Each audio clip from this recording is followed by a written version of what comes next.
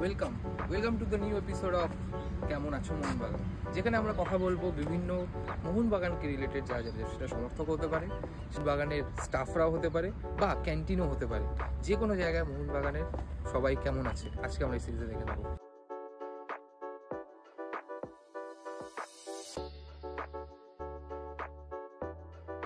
তো দাদা, আমি তোমাকে জিজ্ঞাসা করছি যে মোহনবাগানের তোমার সব থেকে মেমোরেবল ডে কোনটা, কোন ম্যাচটা যে তুমি কোনোদিন জীবনে ভুলতে পারবে না? এই ম্যাচটা কোনটা? প্রথমেই মনে পড়ে 5 দিনের ম্যাচটা। 5 দিন আমি মাঠে ছিল, চিড়ির হ্যাট্রিক। না, মাঠে আসতে পারিনি, তখন অনেকটাই ছোটো ছিলাম। তখন আমার বয়স ছিল 10 বছর কি 12 বছর এরকম ছিল। তো চিড়ি ওই ম্যাচটা সবসময় মানে মোহনবাগানের মেমোরেবল ম্যাচ বলতে আমার ওই ম্যাচটাই মনে পড়ে।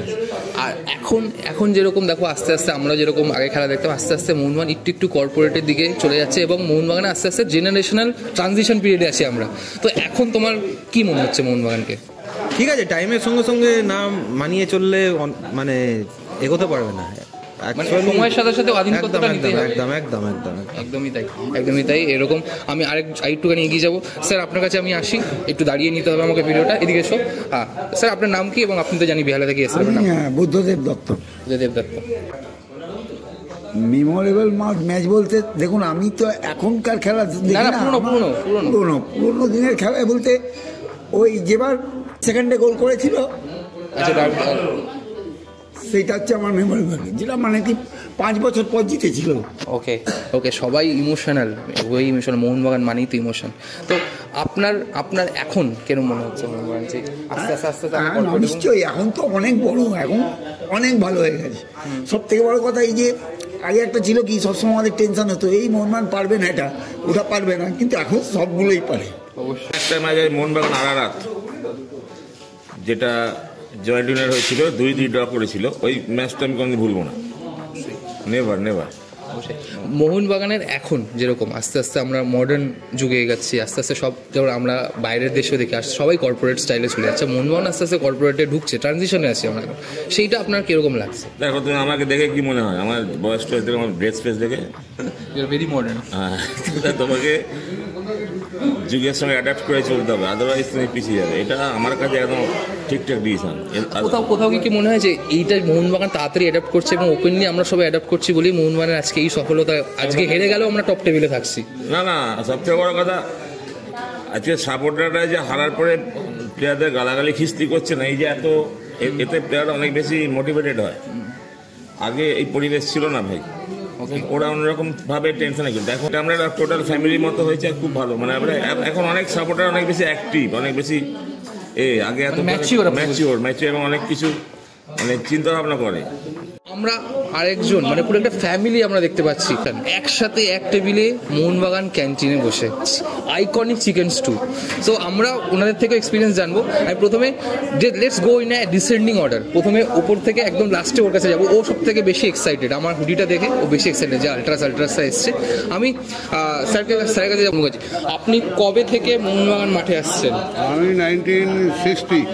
ফার্স্ট ম্যাচ মোহনবাগান আপনি কোনটা দেখেছেন? কোন ফার্স্ট ম্যাচ ছিল যেটা আপনার মেমোরেবল? যে এই ম্যাচটাই মোহনবাগান এরিয়ান। ম্যাচের রেজাল্ট কি হয়েছিল? 2 গোলে মোহনবাগান জিতেছিল। কে গোল করেছিল মনে আছে? না, সেইটা মনে নেই। এটা মনে আছে, আকবর 4 সেকেন্ডে গোল দিয়েছিল, 4-5 সেকেন্ডে, ওটা মনে আছে। আকবর 4-5 সেকেন্ডে গোল দিয়েছিল। সেটা হচ্ছে মোহনবাগানের সাথে সম্ভবত কাস্টমসের ম্যাচ। কি রেজাল্ট হয়েছিল? সত্যজিতের হ্যাট্রিক, 5-0 গোলে হারিয়েছিল কাস্টমসকে ইস্ট বেঙ্গলের সাথে। 1-0 ডিমিত্রি পেরেসের ব্যাঙ্গার। বাড়িতে সবাই মোহনবাগানি, কিন্তু আপনার মানে এই যে খেলা চললেই আপনার সব কিছু বন্ধ হয়ে যায়, সবাই খেলা দেখতে। কিরকম আপনার মানে মনে কিরকম হয়? মানে আমার বাড়িতেও সেম প্রবলেম, একই রকম। মানে আমার সেজু কাকাকে দেখতাম সকালবেলা উঠে চান করে কালী মন্দিরে যাচ্ছে, এবং বাবাকেও দেখতাম ঠাকুরঘরে বেশি টাইম কাটাচ্ছে। এখন দাদাও তাই, আমিও তাই। উঠে এখন ঠাকুর আজকে যেন দেখো ঠাকুর মোহনবাগানকে। কোনো মানে এরকম হয়েছে যে মানে এই যে ডুরান্ড ফাইনাল জিতে গেছে, তখন বাড়িতে অনেক বিশাল খাওয়া দাওয়া, মানে মানে খাওয়া দাওয়ার ব্যাপারটা বলছি না, কিন্তু আনন্দ মানে সবার যেন সব চিন্তা চলে গেছে আর কি। ওই টাইমটা যেন সব চিন্তা চলে গেছে। আবার হেরে গেলে দুঃখ, খুব খারাপ। খেতে ইচ্ছা করে না তখন, মনটা আমার আর ছেলের তো ভীষণ মন খারাপ হয়। আমরা যদি আমরা শ্বশুর বাড়িতে থাকি, বাড়িতে বাবা দাদার মুড অফ।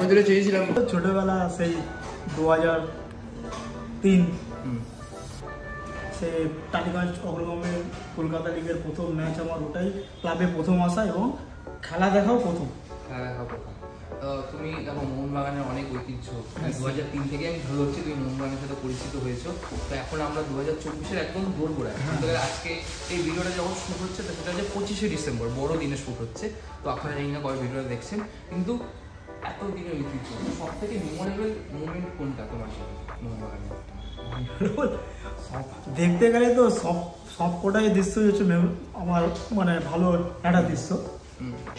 যেরকম মোহনবাগান, তবে সব থেকে যদি বলেন যদি কোনটা ভালো সব থেকে, তাহলে আমার প্রথম মোহনবাগান আইডি সামনে, ওটা খুব গুরুত্বপূর্ণ। আমাদের সাথে আমি আরেকজনকে পেয়ে গেছি, উনি কিন্তু মেম্বার ক্লাবের। তো আপনার নামটা বলুন, আপনি কোথা থেকে? আমার নাম হচ্ছে সমীর কুমার ব্যানার্জি, আমি হিংমোটরে থাকি। ওকে, একটা কথা জিজ্ঞাসা করছি যে দেখুন এখন যেরকম আমরা আস্তে আস্তে মোহনবাগান একটা কর্পোরেট মডেলে চলে আসছে, শুধু মোহনবাগান নয়, ময়দানের সব ক্লাবরাই আস্তে আস্তে একটা কর্পোরেট মডেলে চলে আসছে, সেইটা আপনি কিভাবে দেখছেন? আপনার কিরকম লাগছে? এখন উপায় নেই, কর্পোরেটে আসতেই হবে, কারণ এখন তো বিশ্ব জুড়ে এখন এরকমই চলছে। হ্যাঁ, শুধু মোহনবাগান, ইস্টবেঙ্গল, মোহনবাগান বলে নয়, বিদেশি ক্লাব, ম্যানচেস্টার সিটি, ইউনাইটেড, সবাই ওগুলো সবই মানে একজোট হয়ে একটা কর্পোরেটের অনুষ্ঠানে তারা হাত মিলিয়ে চালাচ্ছে, না তো পারবে না। এখানে তো কোটি কোটি টাকারও মানে ব্যবসা আছে। আমি আপনাকে একটা ছোট্ট কোশ্চেন জিজ্ঞাসা করছি, সেটা হচ্ছে যে ক্লাবের টেন্ট এখন যেরকম আপনি দেখছেন যে ক্লাবের লাইব্রেরি হয়েছে, স্পোর্টস লাইব্রেরি, ক্যান্টিন, তো আপনার ক্লাবের এখন পজিশন নিয়ে বা ক্লাবের? আমি যতদিন মেম্বার, আমি 2007-এ 2010-এ আমি মেম্বারশিপ নিচ্ছি। সেই সময় যে ক্লাবের যে পরিবেশ ছিল বা এত, এখন তো কাঠের গাড়ি ছিল, আমরা চোখে দেখা কাঠের গাড়িতে আমরা বসে দেখেছি। পরবর্তীকালে যখন আমাদের ঢালাই ক্লাবে, তখন আমি এসেছি, আমি এই উপরটাতে বসতাম, নিচে যেখানে কমিটি হতো ঠিক তার তলাটাই বসতাম, বন্ধু বান্ধবদের। অনেক পরিবর্তন হচ্ছে, অনেক পরিবর্তন। অথবা এখানে আমাদের কমিটিও একটু মানে চেঞ্জ হয়েছে। হ্যাঁ, কমিটি চেঞ্জ হওয়াতে ন্যাচারালি কমিটি চেঞ্জ হলে সবকিছু চেঞ্জ হবে, ভালো দিকে চেঞ্জ হবে। হ্যাঁ, সবকিছু চেঞ্জ হবে। যেমন যে কোনো ক্লাবই, পাড়ার ক্লাব বলো, এই তো বড় বড় ক্লাব, এখানে কমিটি চেঞ্জ হবে মানে তারা নতুন নতুন আসবে, করবে, তারা নতুন নতুন আইডিয়া বার করবে। হ্যাঁ, নতুন নতুন নানা নকশা বার করে দেখি ক্লাবটাকে আর কিভাবে সুন্দর করে চালানো যায়, কিভাবে করা যায় সুন্দর। এখন মোহনবাগানে কোনো মানে তুলনা করা যায় না, এর অল্টারনেট কিছু নেই। অবশ্যই, থ্যাংক ইউ সো মাচ কথা বলার জন্য, অনেক অনেক ধন্যবাদ আপনাকে। এরকম আরও ভিডিও দেখার জন্য অবশ্যই সাবস্ক্রাইব আর ফলো করে নেবেন।